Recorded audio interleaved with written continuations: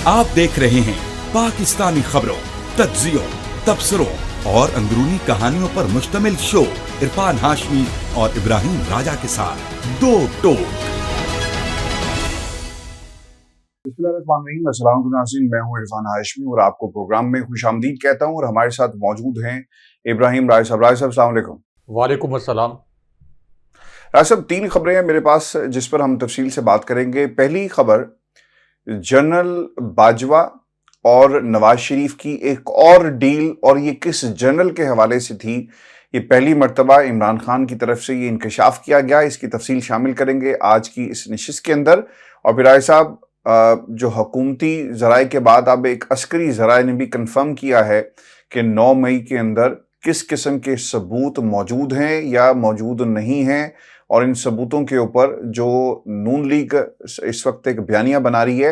वो बयानिया कहाँ स्टैंड करेगा अब इस इंकशाफ के बाद, इसकी तफसील भी शामिल करेंगे आज की इस नशिस्त में। और फिर पाकिस्तान तहरीक इंसाफ के खिलाफ ज़बरदस्त किस्म का क्रैक डाउन किया गया, लेकिन इसके बावजूद राय साहब पूरे मुल्क में रैलियां निकली हैं। लोगों ने सब्ज हलाली परचम के साथ साथ पाकिस्तान तहरीक इंसाफ का परचम भी बुलंद किया है। और क्रैकडाउन और फिर क्या प्लान किया गया है तहरीक इंसाफ को लेकर, इसकी भी एक शक्ल अपने सुनने वालों के सामने हम रखेंगे। और फिर राय साहब, ये जो केस है खान साहब और बुशरा बीबी के हवाले से, इस्लामाबाद में अब कॉज लिस्ट के अंदर क्या तब्दीली आई, इसकी भी कुछ डिटेल्स है मेरे पास, ये भी मैं शेयर करूंगा आज के इस प्रोग्राम में। लेकिन राय साहब, जो सबसे अहम खबर है वो खान साहब की मुलाकात हुई है अडयाला जेल के अंदर अपने वकला के साथ, और फैज़ हमीद के हवाले से खबर खान साहब तक पहुंचाई गई। और जो इस वक्त की सिचुएशन है और पाकिस्तान में नून लीग जो एक बयानिया बना रही है, इसके हवाले से भी इमरान खान को बताया गया है। अब इसके ऊपर खान साहब का एक रिएक्शन आया, और ये बात इससे पहले कभी इमरान खान ने नहीं की। ये पहली मरतबा इमरान खान साहब की तरफ से कहा गया। वो ये कहते हैं कि फैज़ हमीद की गिरफ्तारी से पीटीआई का कोई ताल्लुक नहीं है, ये फौज का अंदरूनी मामला है। जनरल रिटायर्ड बाजवा ने नवाज शरीफ से डील करके जनरल रिटायर्ड फैज़ हमीद को तब्दील किया। अगर फैज़ हमीद का कोई किरदार 9 मई में है तो ये अच्छा मौका है कि 9 मई पर जुडिशल कमीशन बनाया जाए। जनरल रिटायर्ड बाजवा ने नवाज शरीफ से डील करके फैज़ हमीद को तब्दील किया था। राय साहब, हमने पाकिस्तान के अंदर हर दौर में जब जो टॉप 4 जनरल्स होते हैं ना, ये हमेशा से देखा कि जब बारी आती है चीफ जस्टिस आर्मी चीफ की तैनाती की, तो उस वक्त लॉबिंग की जाती है। हर सियासी जमात की ये कोशिश होती है कि हमारा आर्मी चीफ हो या आर्मी चीफ को लगाने में हमारा किरदार हो। आपको याद होगा कि जब लास्ट टाइम जब तैनाती हुई तो पाकिस्तान पीपल्स पार्टी के हवाले से भी ये खबर आई कि उन्होंने भी एक नाम जो है वो रिकमेंड किया। जनरल फैज़ हमीद के हवाले से कहा जाता था कि इन्हें पाकिस्तान तहरीक इंसाफ की सपोर्ट हासिल है, खान साहब चाहते हैं कि आर्मी चीफ बन जाएंगे। कि उन्होंने बाद में मुतादिद दफ़ा कहा कि हमारे ज़हन में ऐसी कोई बात नहीं थी, बल्कि ये एक साजिश थी, और जनरल फैज़ हमीद का नाम जनरल बाजवा इस्तेमाल करते रहे और बाकियों को जाकर कहते थे कि देखो इसको आर्मी चीफ बनाने लगे, और ताकि एक रिफ्ट पैदा हो सके। और फिर दूसरी तरफ जनरल बाजवा अपनी एक्सटेंशन के लिए काम कर रहे थे। राय साहब, इससे पहले भी ये हो चुका है कि जनरल राहील शरीफ साहब ने भी अपनी एक्सटेंशन के लिए काम किया, और उससे पहले भी ये एक हमेशा से एक मौका मिलता है जब तैनाती की बारी आती है। पॉलिटिकल पार्टीज ये हमेशा से करती रही हैं, लेकिन किसी को कुर्सी से हटाना और किसी की ख्वाहिश पर हटाना, ये राय साहब पहली दफ़ा हुआ। और एक सिटिंग आर्मी चीफ ने DGISI के हवाले से ये सब कुछ किया, फिर उन्हें पेशावर कोर दे दी गई, फिर पेशावर कोर के बाद उन्हें बहावलपुर गालबन भेज दिया गया। तो ये इसे आप कैसे देखते हैं जो इंकशाफ अब इमरान खान की तरफ से किया गया है, और उन्होंने अपने आप को पेश कर दिया कि जनरल फैज़ हमीद जो आप 9 मई का बयानिया बना रहे हैं, इसका भी हल निकाल दिया कि ठीक है बनाई जाए। तो ये तो एक्सीलेंट अपॉर्चुनिटी है। खान साहब कह रहे हैं कि फैज़ हमीद साहब अगर वाकई मुलविस थे और उनके PTI में लोगों से राब्ते थे तो जुडिशल इंक्वायरी करें और सबको पकड़ लें। देखें हाशमी साहब, जनरल फैज़ हमीद और army chief general Asim Munir के मुतल्लिक इमरान खान साहब ने 3 मजीद नुकात भी बयान किए हैं, जिन्हें पाकिस्तानी मीडिया ने नशर नहीं किया। पहले ये तीनों नुकात भी अपने व्यूअर्स के सामने रखते हैं। इमरान खान साहब ने फौजी क़यादत का रेफरेंस देते हुए कहा कि सुप्रीम कोर्ट पर इस वक्त मुख्तलिफ कुव्वतों से और मुख्तलिफ सिमतों से दबाव डाला जा रहा है। इस वक्त पाकिस्तान के नौजवानों की जमहूरियत के साथ और आइन से वाबस्ता जो उम्मीदें हैं, इनको ख़त्म किया जा रहा है। بنگلہ دیش سے کئی گنا زیادہ برے حالات اس وقت پاکستان میں ہیں، اور اسٹیبلشمنٹ کو مخاطب کرتے ہوئے انہوں نے کہا کہ ارباب اختیار جو ہیں یہ ہوش کے ناخن لیں۔ اس کے بعد انہوں نے جسٹس فائز عیسیٰ کو مخاطب کیا اور یہ کہا کہ جسٹس فائز عیسیٰ جس طریقے سے انہوں نے پی ٹی آئی سے بلے کا انتخابی نشان چھینا، پی ٹی آئی کے خلاف جبر کا حصہ بنے، اور پی ٹی آئی کے خلاف جو بھی اقدامات کیے جا رہے تھے بجائے اس کے کہ ان اقدامات کو روکتے، وہ ان اقدامات کو تحفظ دیتے رہے۔ تو اب وقت آ گیا ہے کہ جسٹس فائز عیسیٰ پیچھے ہٹ جائیں، اور پھر عمران خان صاحب نے یہ بھی کہا کہ جسٹس فائز عیسیٰ نے اب ہماری یہ جو انہوں نے لیٹسٹ فیصلہ دیا ہے کہ 3 ہماری نشستیں جو ہیں یہ مزید جسٹس فائز عیسیٰ نے چھین لی ہیں، لیکن ایک وقت اب آ گیا ہے کہ جہاں پہ جسٹس فائز عیسیٰ کو بھی پیچھے ہٹنا چاہیے۔ اس کے بعد جناب فیض حمید کی گرفتاری کے متعلق جو ایک نام نہاد بیانیہ بنایا گیا تھا کہ اس کا تعلق عمران خان صاحب سے بھی ہے اور 9 مئی کے واقعات سے بھی اس کا تعلق ہے، تو اس پر عمران خان صاحب نے کہا کہ جناب فیض حمید کی گرفتاری فوج کا اندرونی معاملہ ہے، پی ٹی آئی کا جناب فیض کی گرفتاری سے کوئی تعلق نہیں ہے۔ یہ بالکل واضح ہے کہ جنرل فیض سے ان کا تعلق صرف ایک پروفیشنل تعلق تھا۔ جس وقت وہ ڈی جی آئی ایس آئی تھے، یعنی کسی بھی پرائم منسٹر کا D G I S I سے یا آرمی چیف سے جو ایک پروفیشنل ریلیشن ہوتا ہے، اس سے زیادہ عمران خان صاحب نے کہا کہ میرا کوئی تعلق نہیں تھا، اور جنرل باجوہ نے اصل میں نواز شریف کے ساتھ ساز باز کر کے ایک سازش کر کے ایک ڈیل کر کے جنرل فیض کو تبدیل کیا تھا۔ اس کے بعد یہ جو آپ کی سکرینیں 2 دن سے ٹی وی کی سکرین چیخ رہی ہیں، چنگھاڑ رہی ہیں، اور خواجہ آصف کے بیانات کو بریکنگ نیوز کے طور پر نشر کیا جا رہا ہے کہ جنرل فیض حمید 9 مئی کے واقعات کے حوالے سے عمران خان صاحب کے سہولت کار تھے اور جنرل فیض حمید نے یہ سب کچھ کیا، تو اس حوالے سے عمران خان صاحب نے ایک ترک کا پتہ کھیلا ہے، اور انہوں نے یہ کہا کہ اگر جنرل فیض کی گرفتاری کا تعلق 9 مئی کے واقعات سے ہے، اور اگر یہ کہا جاتا ہے کہ 9 مئی کے واقعات میں جنرل فیض حمید نے کسی کی یعنی پی ٹی آئی کی یا ہمارے ساتھ کوئی کوارڈینیشن کی یا سہولت کاری کی، تو پھر تو یہ ایک آئیڈیل موقع ہے کہ فوری طور پر جوڈیشل کمیشن بنائیں اور 9 مئی کے واقعات کی جو سی سی ٹی وی ویڈیوز ہیں ان ویڈیوز کو سامنے لایا جائے۔ اس کے بعد army chief general Asim Munir اور اسٹیبلشمنٹ کو عمران خان صاحب نے ایک حساس پیغام بھی دیا، اور انہوں نے کہا کہ بنگلہ دیش میں طلبہ نے خوف کا بت توڑ ڈالا۔ بنگلہ دیش میں جب لوگ باہر نکلے تو فوج نے اس کے باوجود کہ آرمی چیف کو حسینہ واجد نے خود تعینات کیا تھا، اس کے باوجود فوج نے اپنی عوام پر گولی چلانے سے انکار کر دیا۔ خان صاحب نے کہا کہ یہ جو مرضی کر لیں، پاکستان کی فوج پورے پاکستان کی فوج ہے، وہ کسی بھی قسم کے حالات میں یہ نہیں کر سکتی کہ اپنے عوام کے اوپر اور اپنے لوگوں پر گولیاں چلا دیں۔ اور اس کے بعد یہ بھی کہا خان صاحب نے کہ لوگوں نے خوف کے بت اس حد تک توڑ دیے ہیں کہ لوگ جیل جانا تو ایک طرف، لوگ اپنی زندگیوں پر کھیلنے کے لیے بھی اب تیار ہو گئے ہیں۔ اور آخری پیغام انہوں نے یہ دیا کہ فوج کسی ایک سیاسی جماعت، کسی ایک صوبے یا کسی ایک علاقے کی نہیں ہے، یہ پوری قوم اور پورے ملک کی فوج ہے، نہ یہ کسی ایک آرمی چیف کی فوج ہو سکتی ہے۔ جنرل عاصم منیر کو سوچنا چاہیے کہ قوم اس وقت کس قسم کے فیصلے لے رہی ہے، ملک، قوم اور عوام کدھر کھڑے ہیں، اور فوجی قیادت کدھر کھڑی ہے۔ فوج اور عوام میں اس وقت جو فاصلے کا تاثر ہے، اس قسم کا فاصلہ کبھی نہیں دیکھا، اور ملک کی سب سے بڑی جماعت کو فوج کے آمنے سامنے کھڑا کرنے کا تاثر بنا دیا گیا ہے۔ 9 مئی کو انہوں نے خود آگ لگائی اور آئی ایس آئی نے یہ فوٹیجز چھپا رکھی ہیں تاکہ جو اصلی کردار ہیں یہ اصلی کردار سامنے نہ آ سکیں۔ تو اس کا مطلب یہ ہے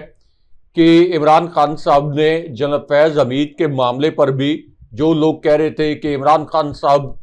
اب اور پی ٹی آئی لیٹ جائیں گے اور پی ٹی آئی اور عمران خان صاحب کو بیک فٹ پر جانا پڑے گا، بیک فٹ پر جانے کے بجائے عمران خان صاحب مزید فرنٹ فٹ پر آ گئے ہیں، اور یہ ایک گولڈن اپرچونٹی کے طور پر دیکھ رہے ہیں کہ ٹھیک ہے، پہلے تو آپ نے ٹال مٹول کر کے 9 مئی کے واقعات پر جوڈیشل کمیشن نہیں بنایا، تو اب آپ جوڈیشل کمیشن بنائیں تاکہ دودھ کا دودھ پانی کا پانی ہو جائے۔ راجہ صاحب، جنرل فیض کے حوالے سے کچھ انکشافات کیے گئے ہیں اور نون لیگ یہ خاص طور پہ بیانیاں بنا رہی تھی کہ سہولت کاری خان صاحب کے دور میں ہوتی رہی اور یہ سہولت کاری کا سلسلہ اس کے بعد بھی جاری ہے۔ اگر آپ جاوید لطیف کی گفتگو کو سنیں تو آج وہ یہی کہہ رہے ہیں کہ میں تو آپ کو کافی دنوں سے بتا رہا ہوں کہ سہولت کاری ہو رہی تھی، اور انہوں نے 9 مئی کا بھی نون لیگ نے اب یہ بیانیاں بنانا شروع کر دی ہے کہ اس میں بھی یہ سہولت کاری کر رہے تھے، اور بعض صحافی تو کلیم کر رہے ہیں کہ رابطے میں تھے اور ان کے کہنے پر باقاعدہ لوگ پہنچے، اور اب یہ اس بائیں کتنی حقیقت ہے، کیا اس کا جواب جو ہے وہ باقاعدہ طور پر آ گیا ہے؟ اور رائے صاحب، یہ جواب کہاں سے آیا؟ اور جن کا یہ مقدمہ ہے انہی کی طرف سے یہ جواب آ گیا۔ سابق D G ISI lieutenant general retired Faiz Hamid retirement کے بعد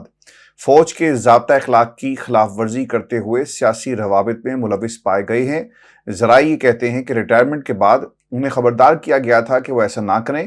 لیکن جنرل فیض نے اس انتباہ پر دھیان نہ دیا اور یہ بات ان کے خلاف کارروائی کا سبب بنی۔ جو ISPR کی پریس ریلیز رائے صاحب جاری ہوئی، اس کے 2 حصے ہیں جو خبر رپورٹ ہوئی ہے پاکستان میں۔ پہلا حصہ اسلام آباد کی ایک ہاؤسنگ سوسائٹی ٹاپ سٹی کے مالک کے الزامات سے متعلق انکوائری سے جڑا تھا۔ اس حوالے سے پریس ریلیز میں کہا گیا کہ ٹاپ سٹی کے کیس میں کی گئی شکایات کی درستگی کا پتہ لگانے کے لیے پاک فوج نے لیفٹیننٹ جنرل فیض حمید کے خلاف سپریم کورٹ کے احکامات پر عمل کرتے ہوئے ایک مفصل کورٹ آف انکوائری کی تھی۔ اس کے نتیجے میں جنرل ریٹائرڈ فیض حمید کے خلاف پاکستان آرمی ایکٹ کی دفعات کے تحت مناسب تعدیبی کارروائی شروع کر دی گئی۔ پریس ریلیز کے دوسرے حصے میں تفصیلات بتائے بغیر کہا گیا کہ ریٹائرمنٹ کے بعد پاکستان آرمی ایکٹ کی خلاف ورزی کے متعدد واقعات بھی سامنے آئے۔ فیلڈ جنرل کورٹ مارشل کا عمل شروع کر دیا گیا اور جنرل ریٹائرڈ فیض حمید کو فوج نے تحویل میں لے لیا ہے۔ پریس ریلیز میں متعلقہ تفصیلات نہ ہونے کی وجہ سے جنرل ریٹائرڈ فیض حمید کی جانب سے خلاف ورزی کے متعدد واقعات کے متعلق کیا سرائیاں پیدا ہوئی۔ اس ایک ذریعے سے جب یہ پوچھا گیا کہ آیا ان واقعات میں جنرل فیض کا 9 مئی کے حملوں یا اس کی منصوبہ بندی سے کوئی بات یعنی شامل ہے، تو انہوں نے جواب دیا کہ اب تک ایسے کوئی شواہد موجود نہیں، لیکن ان کی گرفتاری کے دوران تفتیش میں اگر کوئی چیز نکل آئے تو اس حوالے سے کچھ نہیں کہا جا سکتا۔ پیر کے روز یہ بھی دعویٰ کیا گیا کہ متعلقہ حلقوں کو 2023 میں جنرل فیض کے بحیثیت ڈی جی ISI کچھ سیاستدانوں اور صحافیوں کو قتل کرنے کی منصوبہ بندی کے ثبوت ملے ہیں، تاہم ذرائع کا کہنا ہے کہ سابق ڈی جی ISI کے خلاف ایسی کوئی بات نہیں ہے۔ رائے صاحب، تو پھر یہ تو بیانیہ ہی رہ گیا، اور جو ذرائع اور جس طرح سے رپورٹ کیا جا رہا ہے، اوبیسلی یہ عسکری ذرائع ہیں جن کی طرف سے بتایا جا رہا ہے کہ یہ صرف جب ہم نے انکوائری کریں گے تو شاید کوئی چیز سامنے آ جائے، لیکن ابھی تک نہ 9 مئی اور نہ ہی پھر یہ جو قتل والی بات ہے صحافیوں اور سیاستدانوں کی، اس حوالے سے کوئی ثبوت جو ہے وہ ہمارے پاس موجود ہیں۔ دیکھیں عاشق صاحب، یہ خبر شائع کی ہے انصار عباسی صاحب نے دا نیوز میں اور جنگ میں، اور انصار عباسی صاحب کے اسٹیبلشمنٹ کے اندر بڑے زبردست ذرائع ہیں، اور عام طور پر یہی سمجھا جاتا ہے کہ وہ اسٹیبلشمنٹ کا بیانیہ بھی آگے لے کر چلتے ہیں، اور اسٹیبلشمنٹ کے ذرائع سے ظاہر ہے کسی بھی صحافی کے پاس کوئی بھی ذرائع سے خبر آئے گی تو وہ ذرائع سے خبر دے گا، تو اسٹیبلشمنٹ کے ذرائع سے وہ خبریں دیتے ہیں۔ اب جو انہوں نے لکھا کہ ایک ذریعے نے بتایا، تو اس کا مطلب یہ ہے کہ ان کو اسٹیبلشمنٹ یعنی فوجی ذرائع نے یہ بتایا، فوجی ذرائع نے یہ بتایا کہ یہ جو کہا جا رہا ہے کہ جناب فیض حمید نے آرمی ایکٹ کی کچھ خلاف ورزیاں ریٹائرمنٹ کے بعد کی، جن کے متعلق بیانیہ یہ بنایا گیا تھا کہ 9 مئی کے متعلق کہ 9 مئی کے واقعات جو ہوئے اس میں عمران خان صاحب کی کچھ سہولت کاری مبینہ طور پر جناب فیض حمید نے کی، لیکن اس خبر میں فوجی ذرائع سے اس الزام کو اور خواجہ آصف کے اس موقف کو مکمل طور پر مسترد کر دیا گیا ہے، کیونکہ خواجہ آصف کا سٹیٹمنٹ میں آج بھی سن رہا تھا، جو تھوڑا آگے جا کر ڈسکس بھی کریں گے، جس میں وہ یہ کہہ رہے تھے کہ جناب فیض حمید کے خلاف ضرور ایسے شواہد موجود ہوں گے کہ انہوں نے 9 مئی کے واقعات میں عمران خان صاحب کے ساتھ ساز باز کی اور موجودہ آرمی چیف اور فوجی قیادت کے خلاف انہوں نے بغاوت کروانے کی کوشش کی۔ لیکن اس خبر میں جو تازہ ترین خبر آج کے دن میں چھپی ہے، اس میں خواجہ آصف اور اس کٹ پتلی حکومت کا یہ جو 9 مئی کے حوالے سے بیانیہ ہے، اس کو رد کر دیا گیا ہے، اور اسی طرح یہ جو کہا گیا کہ کچھ سیاستدانوں کو قتل کروانے کی کوشش کی یا کچھ صحافیوں کو قتل کروانے کی کوشش کی، اس کو بھی رد کر دیا گیا، اگرچہ پاکستان کی intelligence agencies D G ISI کوئی بھی ہوں، اسی طرح آپ کے ڈی جی سی جو ہیں کاؤنٹر انٹیلیجنس کوئی بھی ہوں، یہ ہمیشہ سے آئی ایس آئی یا فوج سے جڑی ایجنسیز اور پاکستان کی جو سول ایجنسیز بھی ہیں ان پر یہ الزامات لگتے رہے ہیں کہ صحافیوں کو اغوا کرنا یا دیگر لوگوں کو اغوا کرنا، اور کئی عدالتوں نے ان الزامات کو درست بھی مانا ہے، وہ ایک الگ فیکٹر ہے، لیکن فی الحال فوج کا موقف جو ہے وہ اس معاملے پر سامنے آ گیا۔ اب اس کے اندر ایک کیچ یہ ہے کہ پوسٹ ریٹائرمنٹ آرمی ایکٹ کی کیا خلاف ورزیاں کی ہیں جنرل فیض حمید نے، اس کے متعلق کچھ معلومات سامنے آنا ضروری ہے، کیونکہ پوسٹ ریٹائرمنٹ جنرل باجوہ کی جو انہوں نے قواعد کی خلاف ورزیاں کی ان کے متعلق تو شواہد سامنے آ چکے ہیں۔ مثال کے طور پر خبریں لانچ کروانا، انٹرویو دینا، صحافیوں کے ساتھ بات چیت کرنا، اس کے بعد خواجہ آصف کے بقول ان کو براہ راست دھمکیاں دینا، تو یہ تو آرمی ایکٹ کی خلاف ورزی کی گئی ہے، لیکن جنرل فیض حمید نے کوئی خبریں وغیرہ تو لانچ نہیں کروائیں، یا اس کے بعد سے کوئی ایسی خبر نہیں آئی کہ انہوں نے کسی کو دھمکایا ہو پوسٹ ریٹائرمنٹ، تو اس لیے وہ معلومات جب سامنے آئیں گی تو اس کے اوپر جو ہے وہ کامنٹ کیا جا سکے گا۔ اس کے بعد خواجہ آصف کے متعلق جو ہم بات کر رہے تھے، تو خواجہ آصف نے آج اپنے ایک اور ویڈیو سٹیٹمنٹ میں، یعنی ایک پروگرام میں، ٹی وی پروگرام میں، انہوں نے کہا کہ جناب باجوہ کے سسر نے اور اسی طرح جناب فیض حمید نے، انہوں نے تصدیق کی کہ ان دونوں نے آ کے ہمیں یہ کہا تھا کہ پہلے آپ پنجاب میں حکومت لے لیں اور اس کے بعد مرکز میں حکومت لے لیں۔ تو اس کا مطلب یہ ہے کہ جناب فیض حمید آرمی چیف کی مرضی کے بغیر، یعنی جناب باجوہ کی مرضی کے بغیر تو خواجہ آصف کے پاس نہیں جا سکتے تھے، خاص طور پر جناب باجوہ کے سسر کو لے کے تو نہیں جا سکتے تھے، اور انہوں نے یہ بھی تصدیق کی کہ جناب باجوہ کے جو سسر ہیں انہوں نے ایکسٹینشن کے حوالے سے بھی بات چیت کی۔ اس کے بعد خواجہ آصف یہ بھی کہتے ہیں کہ جناب فیض حمید آخری دنوں میں ہمارے ساتھ رابطے میں آگے تھے اور ہمیں یہ کہہ رہے تھے کہ آپ ہمارے سر پر ہاتھ رکھیں، یعنی میرے سر پر ہاتھ رکھیں اور مجھے آرمی چیف بنا دیں، اور کچھ معافی تلافی کرنے کی بھی کوشش کر رہے تھے، لیکن نواز شریف نہیں مانے۔ یہ خواجہ آصف کا دعویٰ ہے، لیکن ظاہر ہے کہ ابھی تو جناب فیض حمید فوج کی تحویل میں ہیں، تو اس دعوے پر وہ کوئی جواب نہیں دے سکتے۔ لیکن اگر خواجہ آصف کے یہ سارے دعوے مان بھی لیے جائیں اور ان کو درست تسلیم بھی کر لیا جائے، تو اس کا مطلب یہ ہے کہ جناب باجوہ کے خلاف جناب فیض حمید سے زیادہ مضبوط اور سالڈ ایویڈنس موجود ہے، ان کے سسر کے خلاف بھی یہ ایویڈنس موجود ہے۔ تو یہ جو کارروائی ہے، امید کرنی چاہیے کہ جناب باجوہ بھی جناب فیض حمید کی طرح جلد فوجی تحویل میں ہوں گے، اور ان کے خلاف جو سالڈ ایویڈنس موجود ہے، جو پبلکلی اویلیبل ہے، اس کی بنیاد پر ان کا بھی کورٹ مارشل ہوگا، اور جناب باجوہ کے جو سسر ہیں، جو ریٹائرڈ میجر جنرل ہیں، ان کا بھی ایک کورٹ مارشل کا عمل شروع کیا جائے گا۔ اچھا ڈاکٹر صاحب، ایک تو آرمی چیف نے خطاب کی ہے، پاکستان ملٹری اکیڈمی کاکول یوم آزادی کی یہ تقریب تھی، پریڈ ہوئی ہے اور مہمان خصوصی تھے جہاں پر انہوں نے خطاب کیا، اور اپنے خطاب میں وہ یہ کہتے ہیں کہ ہم اپنے دشمنوں کو واضح پیغام دیتے ہیں کہ چاہے روایتی یا غیر روایتی جنگ ہو، پرو ایکٹیو یا ڈائنامک جنگی حکمت عملی ہو، ہمارا جواب تیز اور دردناک ہوگا۔ ہم یقیناً گہرا اور دورس آپ کو اس کا جواب دیں گے۔ اس کے ساتھ ساتھ انہوں نے یہ بھی کہا کہ ہم کسی بھی صورت اور قیمت پر اپنی قربانیوں کو رائے گاہ نہیں جانے دیں گے، اور افواج پاکستان اور قانون نافذ کرنے والے اداروں نے دہشت گردی کا کامیابی سے مقابلہ کیا، اور خیبر پختونخوا میں بالخصوص فتنہ الخوارج کی ریاست اور شریعت مخالف کارروائیوں کی وجہ سے دہشت گردی کے فتنے نے دوبارہ سر اٹھایا ہے۔ اس فتنے کے بارے میں کہا تھا کہ اگر تم شریعت اسلام کو نہیں مانتے، آئین پاکستان کو نہیں مانتے، تو ہم بھی تمہیں پاکستانی نہیں مانتے۔ ہمارے پختون بھائیوں نے جرأت، اصرار اور قربانیوں کی لاسوال داستان رقم کی، اس پر پوری قوم انہیں سلام پیش کرتی ہے اور آپ کی مرہون احسان ہے۔ آئین پاکستان نے آزادی اظہار رائے کی واضح حد بندی کر رکھی ہے، اور اظہار رائے کی آئین ضرور اجازت دیتا ہے، اور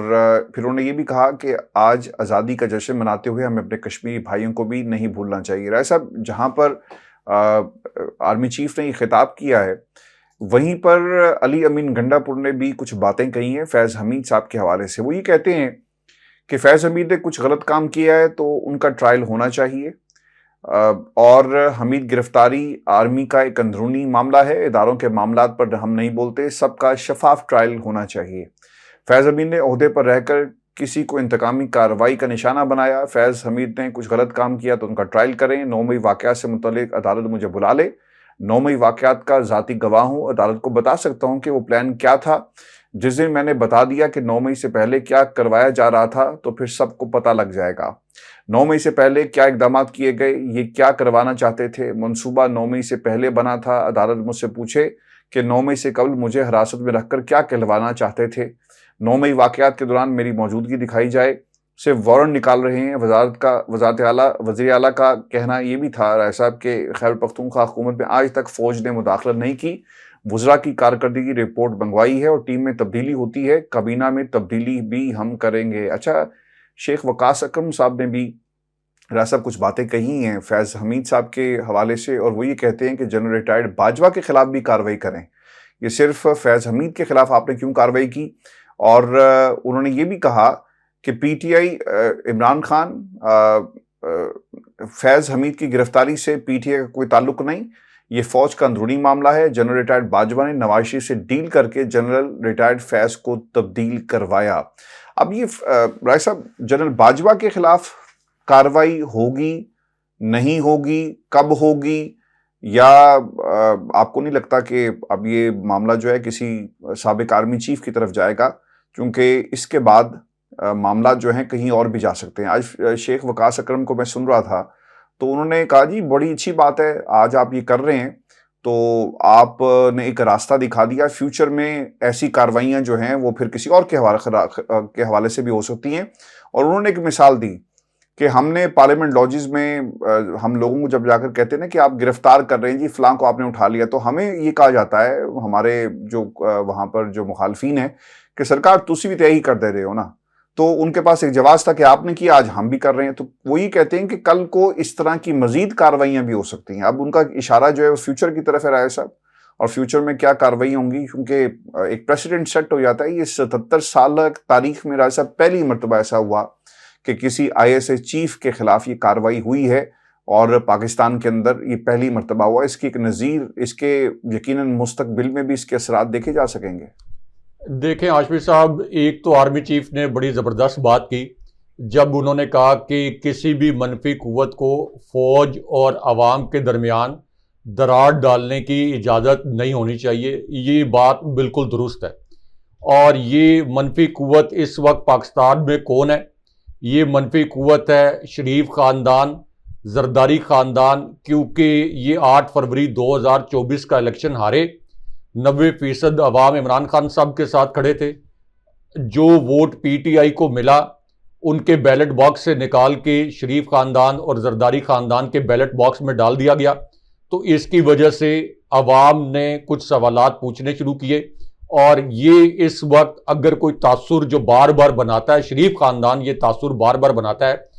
کہ پاکستان کی عوام کی کہیں اور کھڑی ہے، اسٹیبلشمنٹ کہیں اور کھڑی ہے، اور پی ٹی آئی جو ہے یہ کہیں اور کھڑی ہے۔ یعنی پی ٹی آئی کے ساتھ تو عوام کھڑے ہیں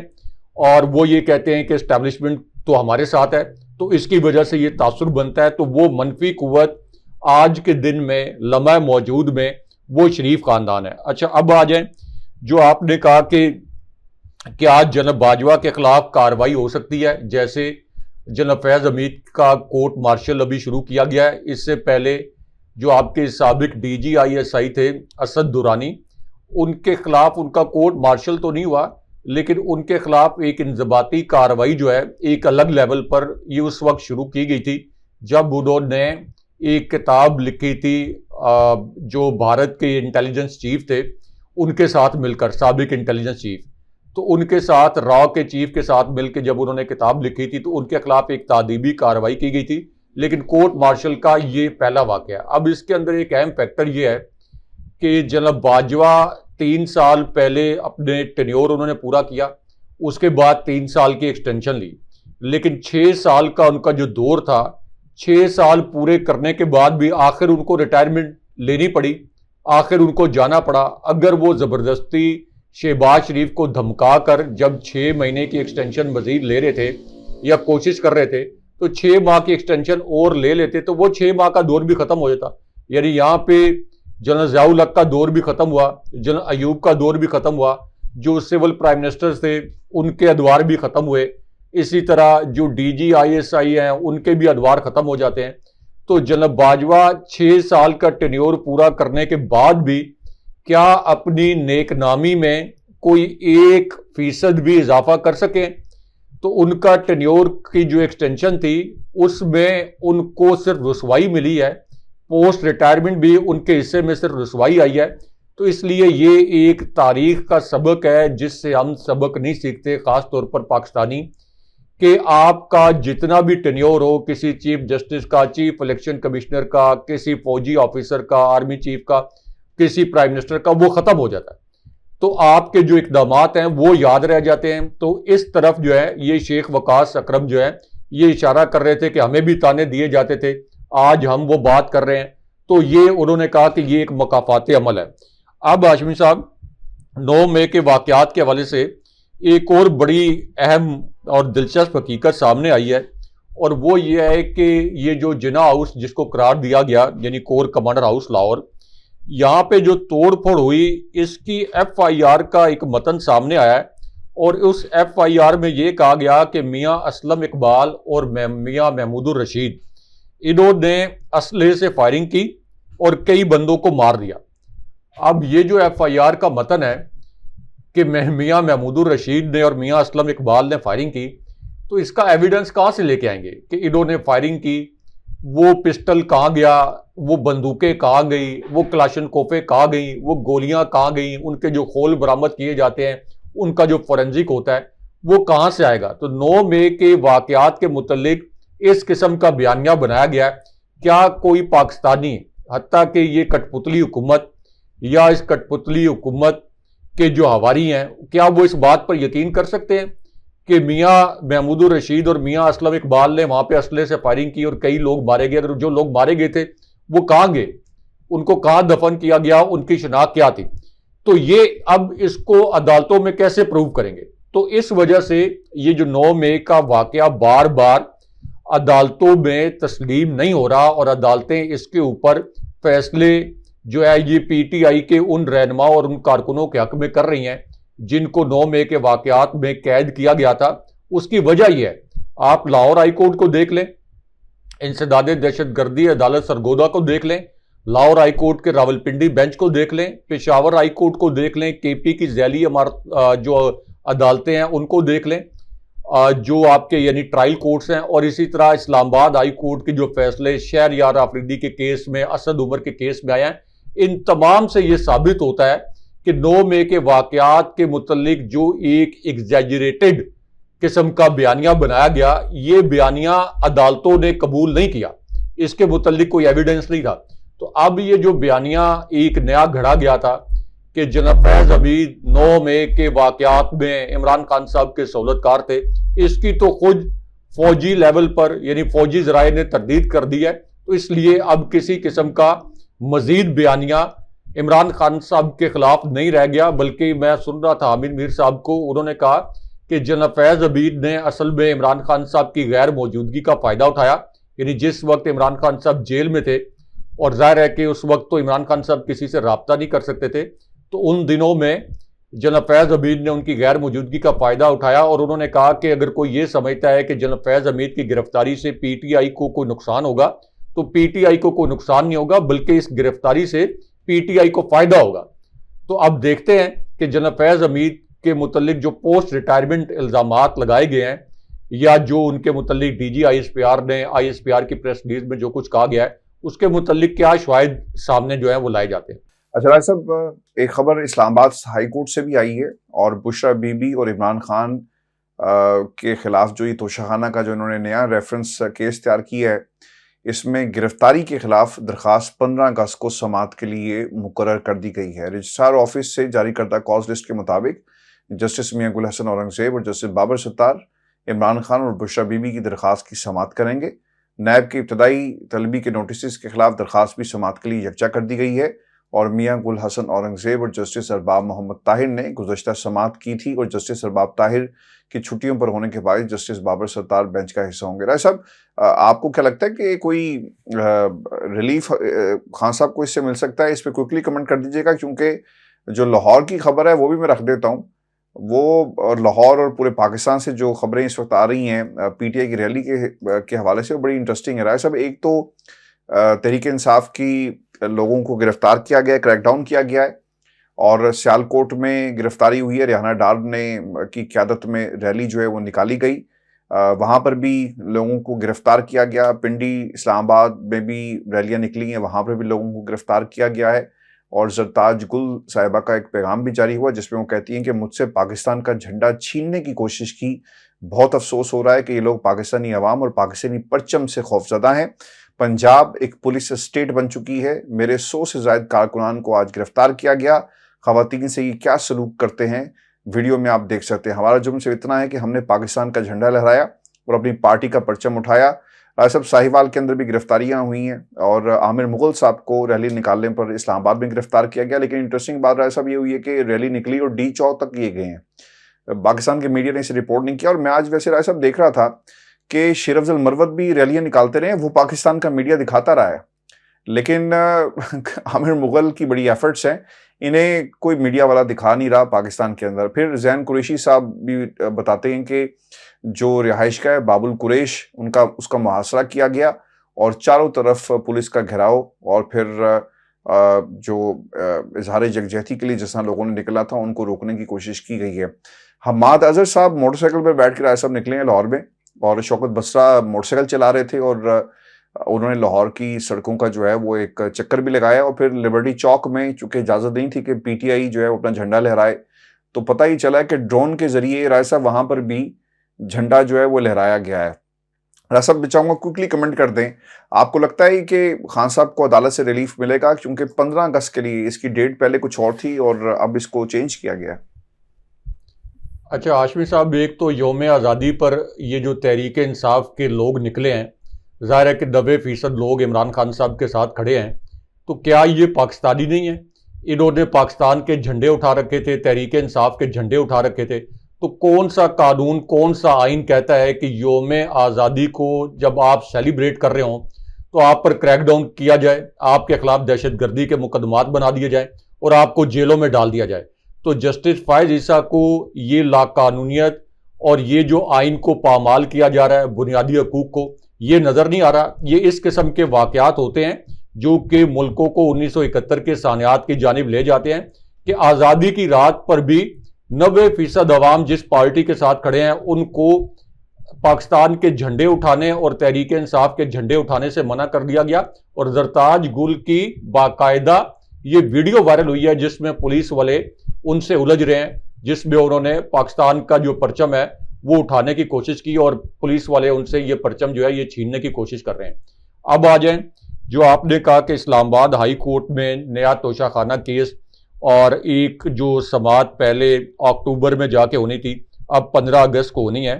تو ہاشمی صاحب اس کا جو بینچ بنا ہے یہ دلچسپ ہے، کیونکہ جسٹس میاں گل حسن اورنگزیب اور جسٹس بابر ستار پر مشتمل یہ 2 رکنی بینچ ہے. یہ 15 اگست کو سماعت کرے گا. اس سے پہلے 17 اکتوبر کو یہ سماعت ہونی تھی. اور یہ جو نیا توشہ خانہ کیس ہے یہ سب کو پتہ ہے. اس کے متعلق پہلے جسٹس میاں گل حسن اورنگزیب یہ ریمارکس بھی دے چکے ہیں کہ اگر 108 طائف ہیں تو کیا 108 الگ الگ مقدمات بنیں گے؟ تو اس کا مطلب یہ ہے کہ یہ کیس بھی اب عملی طور پر دم توڑنے جا رہا ہے. شاید 1-2 پیشیاں ہوں، لیکن اس کیس کو بھی